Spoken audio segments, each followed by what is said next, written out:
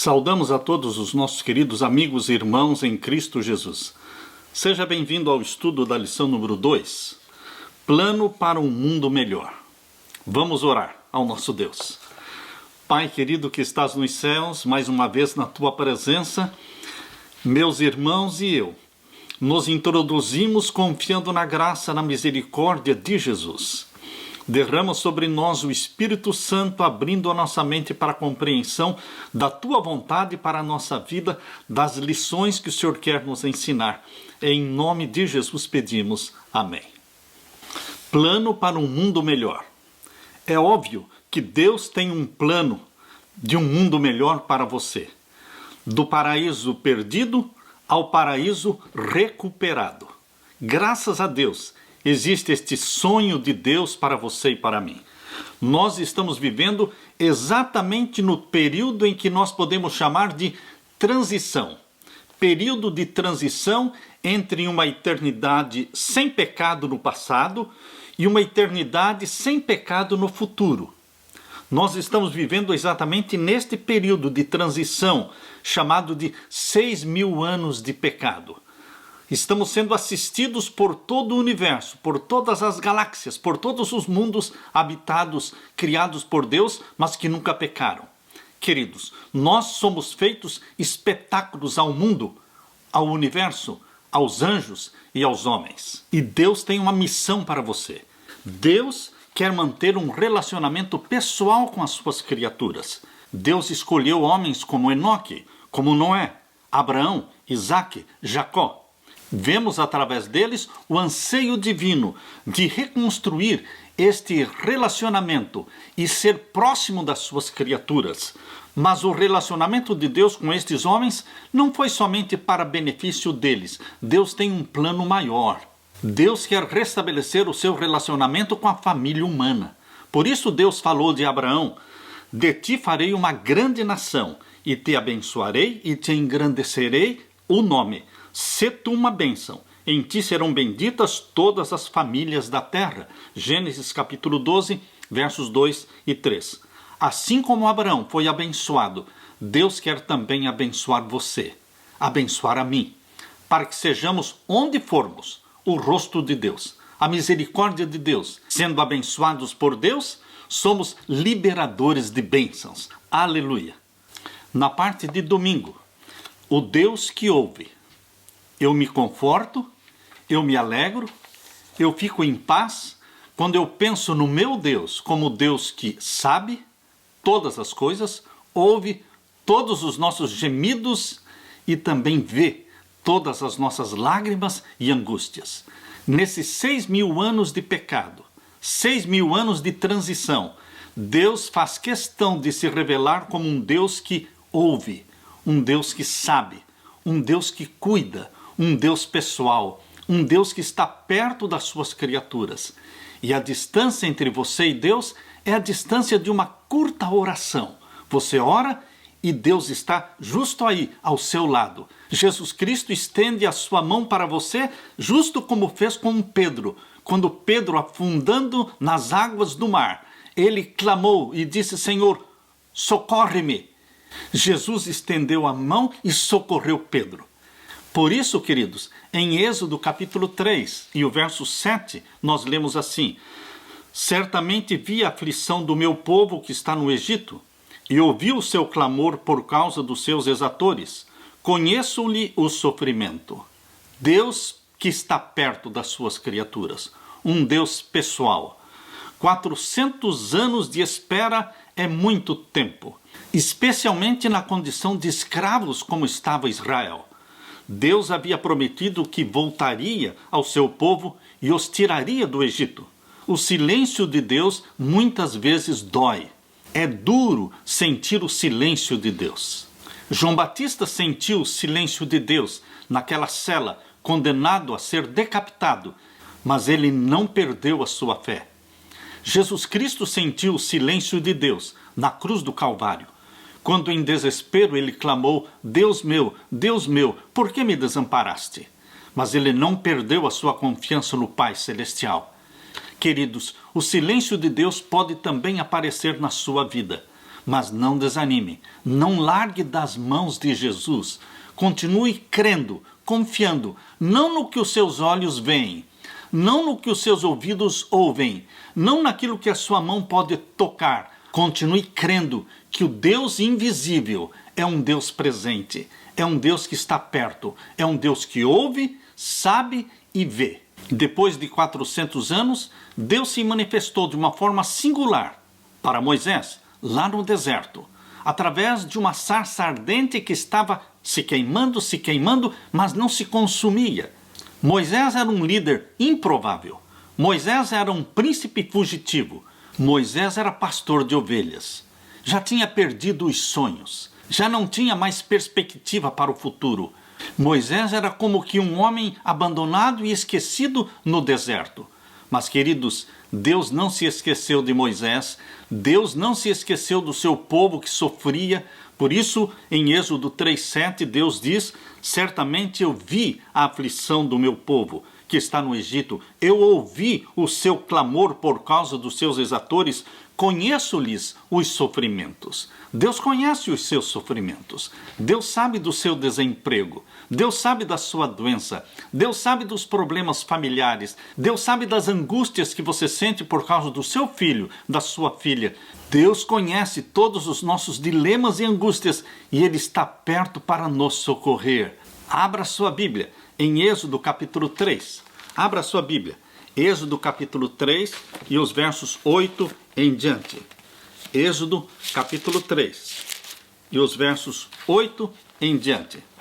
Aqui nós lemos: portanto desci para livrá-lo da mão dos egípcios e para fazê-lo subir daquela terra a uma terra boa e larga, a uma terra que mana leite e mel. Verso 9: e agora eis que o clamor dos filhos de Israel chegou a mim, e também tenho visto a opressão com que os egípcios os oprimem.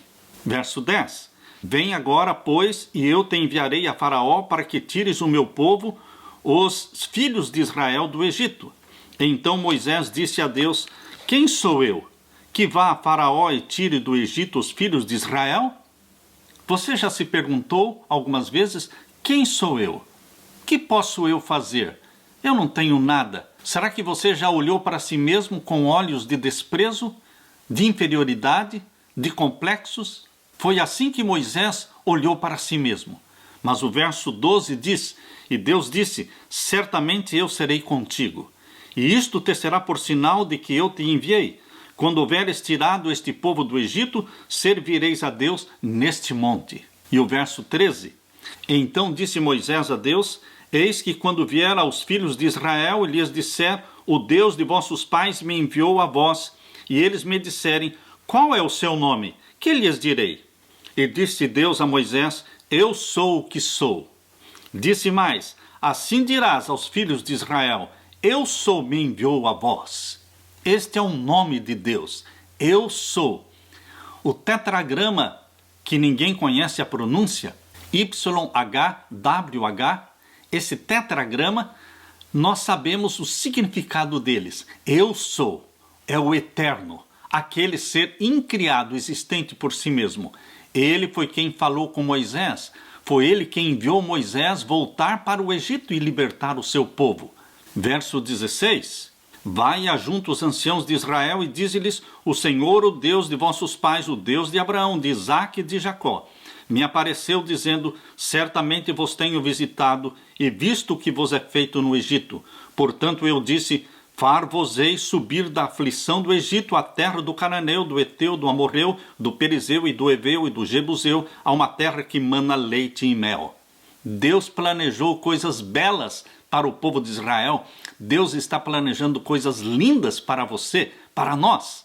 Deus tinha planos de libertar Israel do Egito. Deus tem planos de arrebatar a sua igreja deste Egito do pecado, que é o planeta Terra, arrebatar-nos para o céu. Em Êxodo capítulo 3 e o verso 21, nós podemos ler: e eu darei graças a este povo aos olhos dos egípcios, e acontecerá que quando sairdes, não saireis vazios. Queridos, o povo de Israel não sairia de mãos vazias. Após muitos anos de opressão, Deus aproveitou a oportunidade para estabelecer um novo tipo de sociedade com esses ex-escravos. O Senhor desejava que eles vivessem de uma maneira diferente e estabelecesse um povo. O plano de Deus previa que essa nova comunidade fosse um modelo para as nações vizinhas. Queridos, no passado e hoje no presente, Deus quer uma comunidade de crentes, uma comunidade de santos, de sacerdócio real, de nação santa, que anuncie o amor, a misericórdia, o plano da salvação para o mundo todo. Você está sendo convidado para fazer parte deste sacerdócio santo, desta nação santa, que anunciará o evangelho do nosso Senhor Jesus Cristo. Aleluia! Na parte de segunda-feira, os 10 mandamentos. Os 10 mandamentos são 10 princípios. O que é princípio? Princípio é tudo aquilo que expressa a vontade de Deus para todas as pessoas, para todas as idades, para todos os tempos, para todos os lugares. Se você está pensando em algo que não pode ser aplicado a todas as pessoas, todos os lugares, em todos os tempos, então não poderá ser considerado princípio. Por isso os 10 mandamentos são 10 princípios, porque são válidos para todos os povos, em todos os tempos, Antigo e Novo Testamento, em todos os lugares. Abra sua Bíblia em Êxodo capítulo 20. Êxodo capítulo 20, temos aqui os 10 mandamentos escritos pelo dedo de Deus. Êxodo capítulo 20, verso 3. É o primeiro mandamento. Não terás outros deuses diante de mim. Jeová, o ser eterno, existente por si mesmo, incriado, sendo o originador e o mantenedor de todas as coisas. Ele é o único que tem direito à reverência e a cultos supremos. Proíbe-se a todos os homens conferir a qualquer outro objeto o primeiro lugar, nas suas afeições ou no seu serviço. O que quer que acariciemos que tenda a diminuir o nosso amor para com Deus, ou se incompatibilize com o culto a Ele devido, disso fazemos um Deus. Qualquer coisa pode se tornar Deus na sua vida. Qualquer coisa que se interponha entre você e Deus. Pode ser o dinheiro, pode ser a moda, podem ser adornos e joias que você insiste em não se despojar deles, quando Deus, na realidade, já expressou sua vontade em Êxodo capítulo 33, quando Deus disse para Moisés: diga ao povo que eu não subirei no meio deles, se eles não se despojarem dos seus atavios, dos seus adornos, das suas joias. Queridos, foi ali em Êxodo capítulo 33, e os versos 3 até o verso 6, que Deus deu a ordem. Por quê? Porque os atavios, os adornos e joias estavam se tornando ídolos na vida do povo de Israel. Assim também é hoje. O segundo mandamento, Êxodo 20, versos 4, 5 e 6. Não farás para ti imagem de escultura, nem alguma semelhança do que há em cima nos céus, nem embaixo na terra, nem nas águas debaixo da terra. Não te encurvarás a elas, nem as servirás. Porque eu, Senhor teu Deus, sou Deus zeloso, que visito a maldade dos pais dos filhos até a 3ª e 4ª geração daqueles que me aborrecem, e faço misericórdia em milhares aos que me amam e guardam os meus mandamentos. Queridos, o segundo mandamento que Deus deu proíbe o culto ao verdadeiro Deus por meio de imagens ou semelhanças. Muitas nações gentílicas pretendiam que as suas imagens eram meras figuras ou símbolos pelos quais adoravam a divindade. Mas Deus declarou que tal culto é pecado. O segundo mandamento diz: eu visito a maldade dos pais nos filhos até a 3ª e 4ª geração daqueles que me aborrecem. É inevitável, queridos, que os filhos sofram as consequências das más ações dos pais. Por herança e exemplo, os filhos se tornam participantes do pecado do pai. Más tendências, apetites pervertidos, moral vil, assim como enfermidades físicas e degeneração, são transmitidos como um legado de pai para filho até a 3ª e 4ª geração. E agora o terceiro mandamento, capítulo 20 de Êxodo, verso 7. Não tomarás o nome do Senhor teu Deus em vão, porque o Senhor não terá por inocente o que tomar o seu nome em vão. Este mandamento não somente proíbe os falsos juramentos e as juras comuns, mas nos proíbe o uso do nome de Deus de uma maneira leviana, descuidada, sem atentar para sua terrível significação, pela inconsiderada menção de Deus na conversação comum, pelos apelos feitos a Deus em assuntos triviais e pela frequente e impensada repetição do nome de Deus, nós o desonramos. Santo e tremendo é o seu nome. Está em Salmo 111, verso 9. E agora o quarto mandamento, Êxodo capítulo 20, versos 8 em diante. Lembra-te do dia do sábado para o santificar. 6 dias trabalharás e farás toda a tua obra, mas o 7º dia é o sábado do Senhor teu Deus. Não farás nenhuma obra, nem tu, nem teu filho, nem tua filha, nem o teu servo, nem a tua serva, nem o teu animal, nem o teu estrangeiro que está dentro das tuas portas. Porque em 6 dias fez o Senhor os céus e a terra e o mar e tudo o que neles há, e ao 7º dia descansou. Portanto, abençoou o Senhor o dia do sábado e o santificou. Queridos, o sábado não é apresentado como uma nova instituição. Não. O sábado, ele foi estabelecido na criação, na semana da criação de Gênesis capítulo 1 e capítulo 2. Deve ser lembrado Deus como Criador dos céus e da terra. Aponta para Deus como aquele que fez os céus e a terra e distingue o verdadeiro Deus de todos os falsos deuses que não podem criar nada. Todos os que guardam o 7º dia da semana, o sábado, dão a entender por este ato que são adoradores do Criador dos céus e da terra. Deus nos deu 6 dias para o trabalho e exige que todos os trabalhos sejam feitos nos 6 dias destinados para isso. Atos necessários de misericórdia, de bondade, são permitidos no sábado. Os doentes e os sofredores podem ser aliviados no sábado, mas o trabalho desnecessário deve ser estritamente evitado. Viagens no sábado devem ser evitadas. Ir a restaurantes no sábado deve ser evitado. Deve ser visto como transgressão dos mandamentos de Deus. No sábado, nós não deveríamos falar nossas próprias palavras. Aqueles que no sábado discutem assuntos de negócios ou fazem planos de negócios são considerados por Deus como transgressores dos mandamentos de Deus. Para santificar o sábado, não devemos mesmo permitir que o nosso espírito se ocupe com coisas de caráter mundano. E o mandamento inclui todos dentro da nossa casa. Os que convivem na casa devem, durante todas as horas sagradas, pôr de parte suas ocupações mundanas. Todos devem se unir a honrar a Deus por meio de um culto voluntário em seu santo dia. E o 5º mandamento, Êxodo capítulo 20, verso 12. Honra o teu pai e a tua mãe para que se prolonguem os teus dias na terra que o Senhor teu Deus te dá. O próprio Deus que colocou sobre os pais a responsabilidade dos filhos, das crianças, sobre os seus cuidados nos primeiros anos. Deus colocou estes pais no lugar de Deus em relação aos filhos. E aqueles que rejeitam a autoridade dos pais estão rejeitando a autoridade de Deus.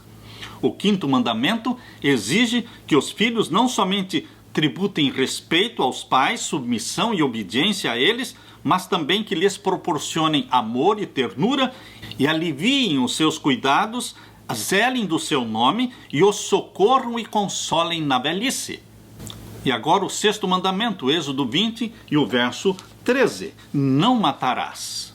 Todos os atos de injustiça que tendem a abreviar a vida, o espírito de ódio, o espírito de vingança ou a condescendência de qualquer paixão que leve a atos ofensivos a outros ou nos faça mesmo desejar-lhes o mal, é homicídio. Uma negligência egoística de cuidar dos necessitados e sofredores, ou toda condescendência própria ou desnecessária privação ou trabalho excessivo com a tendência de prejudicar a saúde.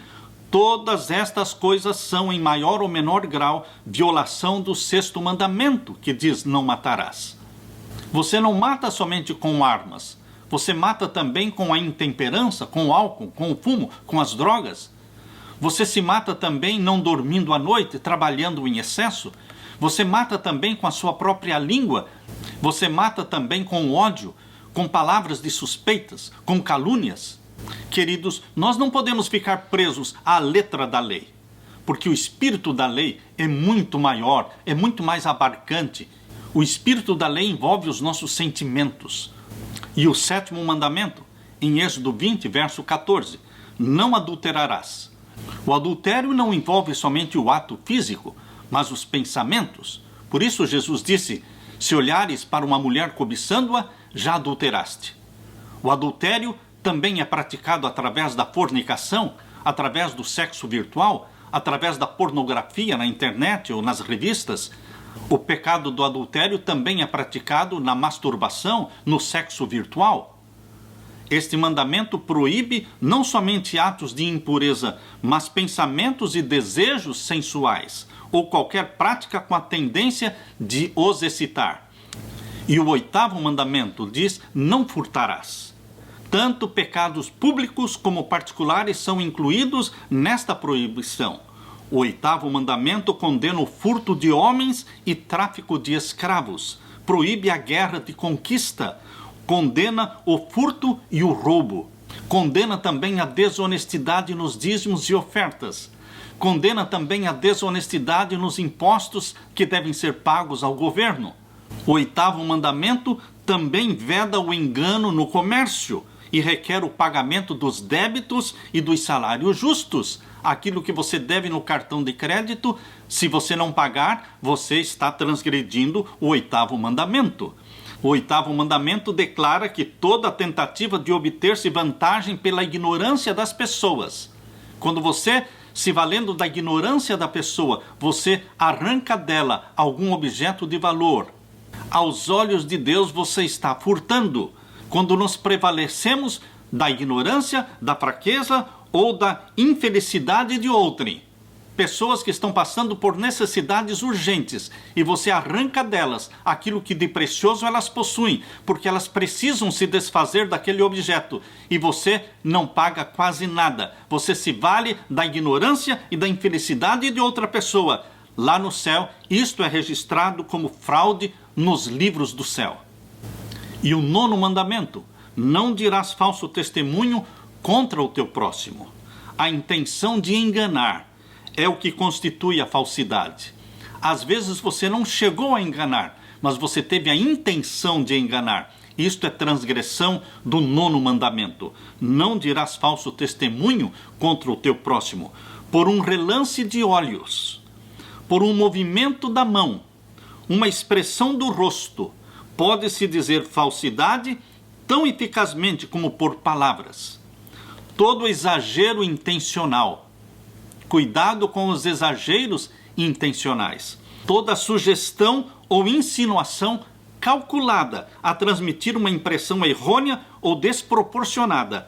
Mesmo a declaração de fatos feita de tal maneira que iluda, é considerado aos olhos de Deus falsidade.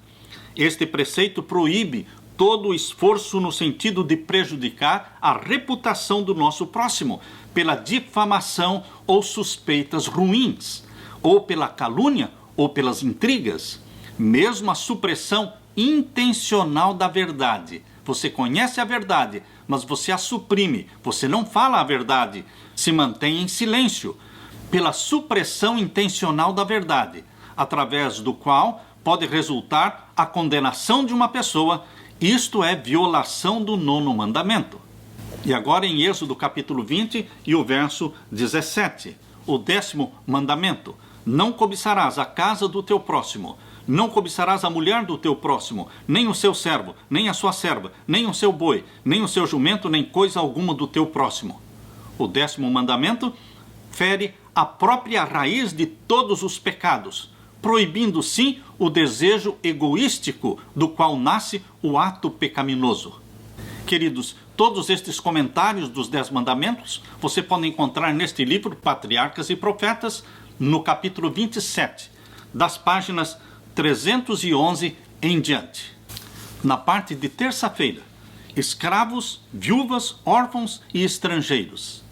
Deus, em seu plano, ele se preocupou com os escravos, com as viúvas, com os órfãos, com os estrangeiros. Eu convido você para ler Êxodo capítulo 23, Êxodo capítulo 23 e o verso 9.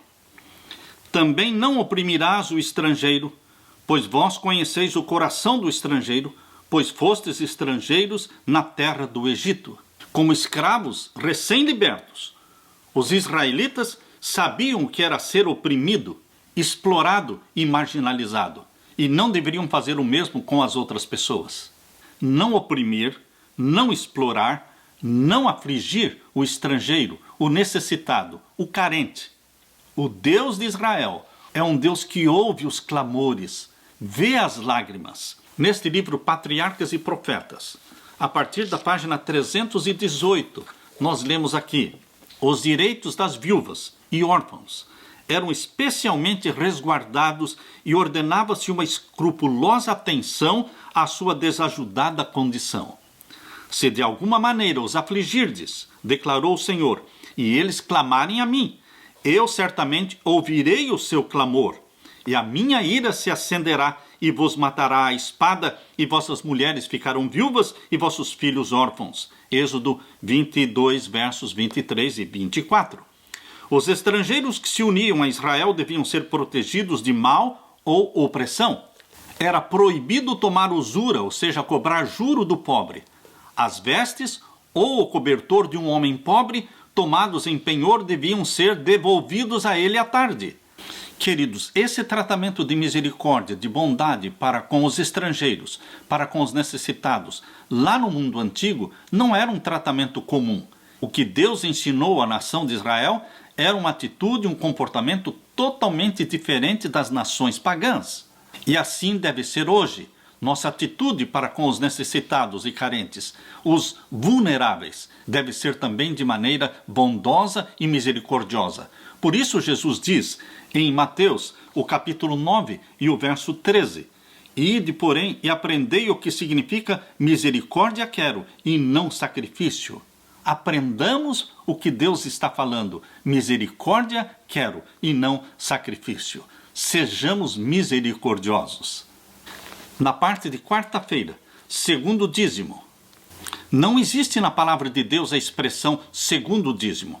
Porém, todas as vezes que nós lemos Deuteronômio capítulo 14, versos 22 a 29, entendemos que existia sim um dízimo, que era usado também pelos pobres, pelas viúvas, pelos órfãos, pelos estrangeiros. Um dízimo usado para ajudar esses necessitados.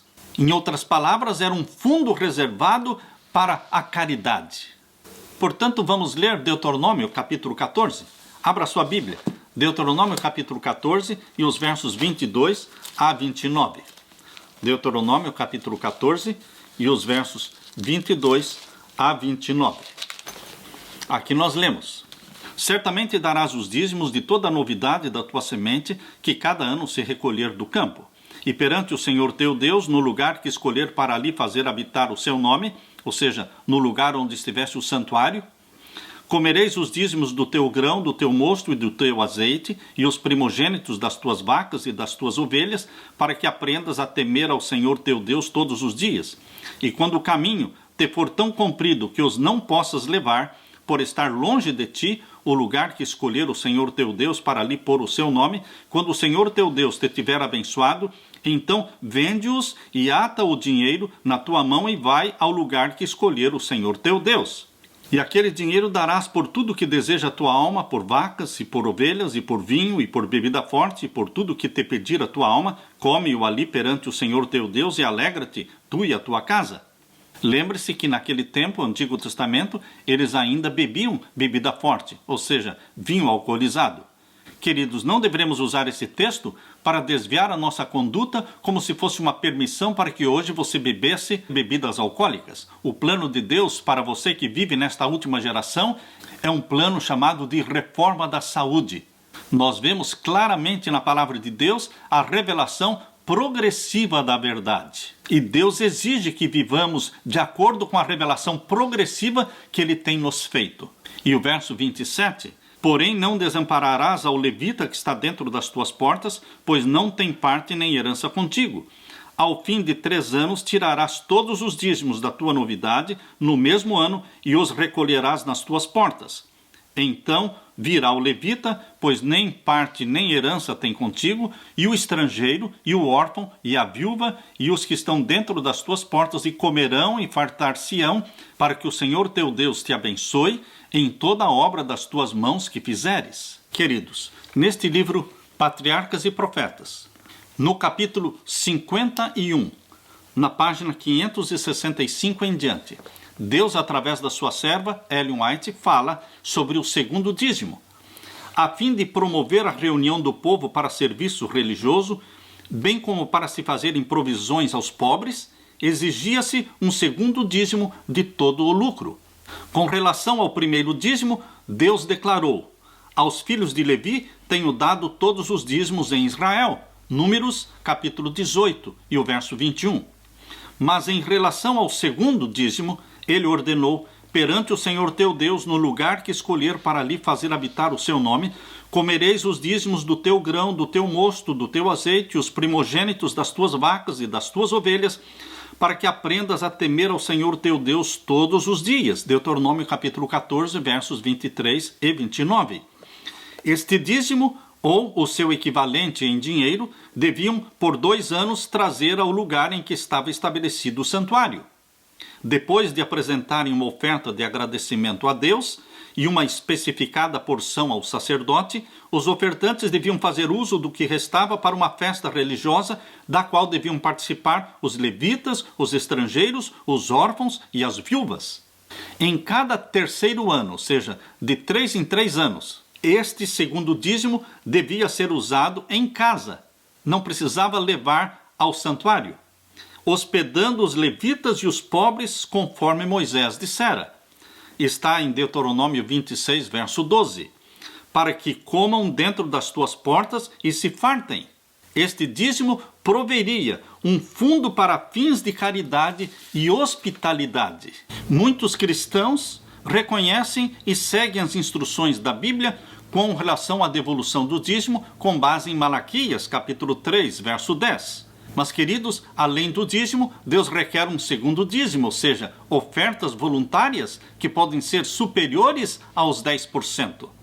Estudos sugerem que os israelitas doavam das suas rendas cerca de 25% a 33%, ou seja, eles davam muito mais do que o primeiro dízimo. Em anos regulares, essa porção da colheita deveria ser levada ao santuário, mas a cada 3 anos, as bênçãos deveriam ser compartilhadas com a comunidade. Nessas celebrações da colheita, os dízimos eram dados ao levita, ao estrangeiro e ao órfão e à viúva, para que comessem dentro das suas casas, dentro das suas cidades e se fartassem. Deuteronômio 26, verso 12. De acordo com as instruções de Deus, pelo menos uma parte das doações dos israelitas deveria se concentrar em prover assistência financeira e prática aos necessitados.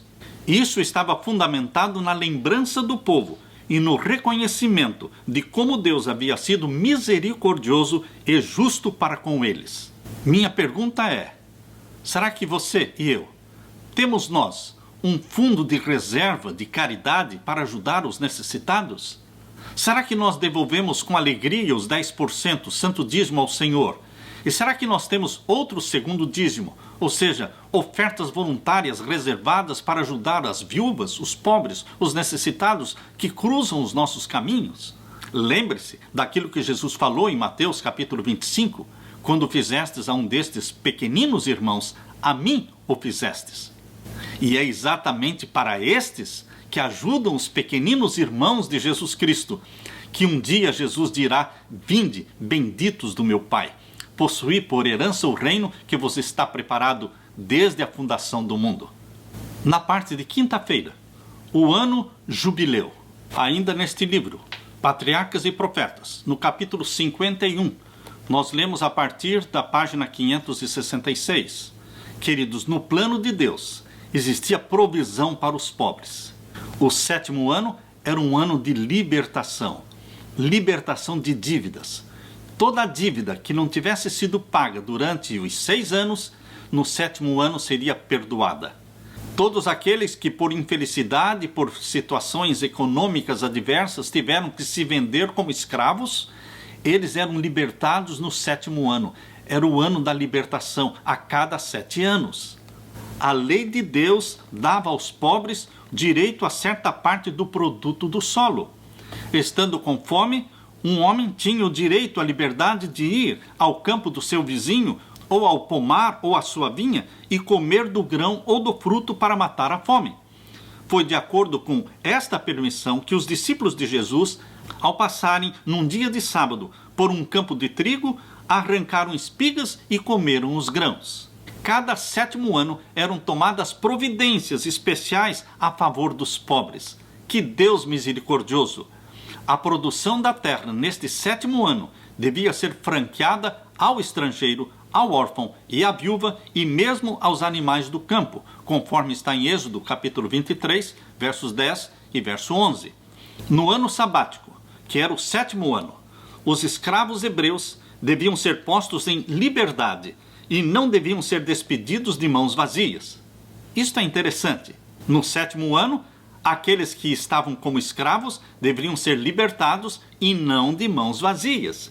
A instrução do Senhor foi: quando o despedires de ti forro, não o despedirás vazio. Liberalmente o fornecerás do teu rebanho e da tua eira e do teu lagar, daquilo com que o Senhor teu Deus te tiver abençoado, lhe darás. Deuteronômio capítulo 15, versos 13 e 14. E na página 568 nós lemos: ordenava-se aos hebreus em todo o tempo auxiliar seus irmãos necessitados, emprestando-lhes dinheiro sem juro. Tomar usura, ou seja, juro, de um pobre era expressamente proibido. Deus disse: quando teu irmão empobrecer e as suas forças decaírem, então sustentá-lo-ás como estrangeiro e peregrino para que viva contigo. Não tomarás dele usura nem ganho, mas do teu Deus terás temor, para que teu irmão viva contigo. Não lhe darás teu dinheiro com usura, nem darás o teu manjar por interesse. Levítico capítulo 25, versos 35 a 37. Se a dívida ficava sem ser paga até o ano da remissão, ou seja, o 7º ano, o próprio capital não poderia ser recuperado.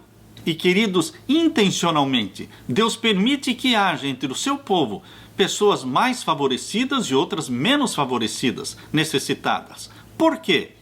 Para desenvolver o nosso caráter. Os pobres e os ricos, ambos precisam desenvolver a liberalidade, a caridade. E aqui diz em Deuteronômio capítulo 15, versos 7 a 9: nunca cessará o pobre do meio da terra, pelo que te ordeno, dizendo: livremente abrirás a tua mão para o teu irmão, para o teu necessitado e para o teu pobre na tua terra. Livremente emprestarás o que lhe falta, quanto baste para a sua necessidade. Deuteronômio capítulo 15, verso 11 e verso 8. Mas, queridos, não era somente o ano sabático para ser uma bênção na vida dos pobres, necessitados e endividados. Existia também o ano jubileu, que era o 50º ano. Eles deveriam contar 7 semanas de anos. 7 semanas de anos, 49 anos. E então, no 50º ano, seria o ano jubileu. E o que acontecia no 50º ano? Queridos, neste ano, as propriedades, as terras que teriam sido vendidas por necessidade, elas voltariam para os seus donos originais. Aleluia! Os pais que por decisões erradas tiveram que vender suas propriedades e ficaram sem suas terras, os filhos não sofreriam para sempre por essa má administração dos pais. Porque no 50º ano, todas as propriedades, todas as terras voltariam para os seus donos originais. O ano jubileu, ele era anunciado no dia da expiação, no mês 7º, aos 10 do mês, ou seja, no dia da expiação, soava a trombeta do jubileu. Por toda a terra, onde quer que morava o povo judeu, ouvia-se o som, convidando a todos os filhos de Jacó a darem as boas-vindas ao ano da remissão. A mente de todos devia ser impressionada com o fato de que os pobres têm tanto direito a um lugar no mundo de Deus, como também os mais ricos. Todas estas recomendações de Deus foram feitas para quê? Porque o Criador misericordioso queria minorar o sofrimento trazer algum raio de esperança para o pobre necessitado. Grandes males resultariam da acumulação contínua da riqueza por uma classe e da pobreza e degradação por outra. Sem alguma restrição, o poderio dos ricos se tornaria um monopólio e os pobres seriam considerados e tratados como inferiores aos seus irmãos mais prósperos. Por isso, queridos, Deus estabeleceu o jubileu, para que os ricos não acumulassem riquezas exageradamente e os pobres não ficassem tão pobres que não tivessem onde morar. Os estatutos que Deus estabeleceu destinavam-se a promover a igualdade social. Faz algum tempo, uma senhora cristã deu o seu testemunho. Ela disse: tenho 65 anos de idade. Meus filhos se casaram todos. Meu marido faleceu. E eu sou agora uma das pessoas mais solitárias deste mundo. Então, alguém sugeriu a essa senhora que ela deveria encontrar um meio de partilhar a sua fé e se dedicar a um ministério de ajuda aos necessitados. Poucas semanas depois, ela escreveu dizendo: sou hoje a mulher mais feliz da cidade, pois achei nova alegria e felicidade ajudando os outros. Queridos, isso que esta mulher descobriu, esta realização, esta felicidade, ela está acessível a todos nós. Jesus disse: misericórdia quero, e não holocaustos. Mateus 9, verso 13. Em João capítulo 20 e o verso 21, Jesus diz assim: assim como o Pai me enviou, eu também vos envio. Jesus está enviando a mim e a você. Para onde? Para o ministério da caridade. Eu li a história de Martinho, o velho sapateiro. Ele, lendo os evangelhos a respeito de Jesus Cristo, ele ficou meditando: quão feliz eu seria se Jesus pudesse vir à minha casa me visitar. Enquanto Martinho lia a Bíblia, ele dormiu e foi surpreendido por uma voz que dizia: Martinho, Martinho, olhe para a rua amanhã, eu virei. Queridos, o velho sapateiro acordou e não tinha certeza se aquela voz tinha sido um sonho ou se tinha sido uma voz real. No dia seguinte, Martinho estava todo cheio de esperança. Continuamente ele ia à janela e olhava: será que ele vem mesmo me visitar hoje? Num daqueles momentos que Martinho foi à janela para olhar para a rua, ele viu ali o varredor de rua. Estava frio. E ele então convidou o varredor de rua para que entrasse na sua casa e deu-lhe uma xícara de chá e convidou-o para se aquecer um pouco junto à sua lareira. Depois, mais tarde, Martinho viu lá na rua uma mulher, a mulher de um soldado, e ela estava carregando no seu colo um bebê. Mas este bebê estava enrolado num pedaço de pano velho. Martinho então correu e convidou aquela mulher do soldado para que entrasse na sua casa e deu para ela um cobertor novo. Mais tarde, quando Martinho estava olhando novamente para a rua, ele viu uma velhinha vendedora de maçãs. E ele percebeu que um menino pegou uma maçã da sua cesta e saiu correndo. Martinho então correu atrás do menino, segurou o menino e disse: você não pode fazer isso. Você precisa devolver a maçã para ela. E então convenceu o menino para que devolvesse a maçã. E finalmente, o menino resolveu ajudar a velhinha carregando para ela a cesta de maçãs. Queridos, a última cena daquele dia mostra Martinho sentado à mesa, sozinho e triste, comendo o seu lanche. O dia estava terminando e Jesus não veio visitar a sua casa. Martinho então suspirou e disse: eu acho que foi somente um sonho aquela voz que eu ouvi. Mas enquanto Martinho estava ali sentado, veio à sua mente as cenas daquele varredor de rua que ele recolheu dentro da sua casa, e uma voz novamente Martinho ouviu dizendo: Martinho, Martinho, este homem, varredor de rua que você recolheu, sou eu, Martinho. Na sequência apareceu aquela mulher do soldado que estava com um bebezinho no braço, e novamente a voz ele ouviu dizendo: Martinho, Martinho, esta aí sou eu. Na sequência, ele viu também aquela mulher vendedora de maçãs, e a voz novamente foi ouvida dizendo: Martinho, Martinho, este também sou eu. E a grande verdade surgiu para o velho sapateiro de que Deus viera ter com ele através do varredor de rua, através das duas mulheres, ele serviu ao próprio Jesus. Por isso Jesus disse, queridos, quando fizestes a um destes meus pequeninos irmãos, a mim o fizestes. Queridos, quem é bom, doa um pouco, mas quem ama, vive para doar. Quem é bom, suporta a ofensa, mas quem ama, esquece a ofensa. Quem é bom, se compadece, mas quem ama, ajuda.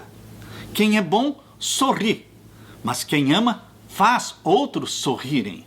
Quem é bom, começa e acaba, mas quem ama, começa para nunca acabar. Quem é bom, faz o que pode, mas quem ama, faz o impossível. Quem é bom, ajuda quem está perto, mas quem ama, sempre está perto para ajudar. Quem é bom, mede a sua ajuda. Quem ama, ajuda sem medir. Seja misericordioso, pratique a caridade e que Deus derrame sobre você o Espírito Santo. Em nome de Jesus, esta é a minha oração. Amém.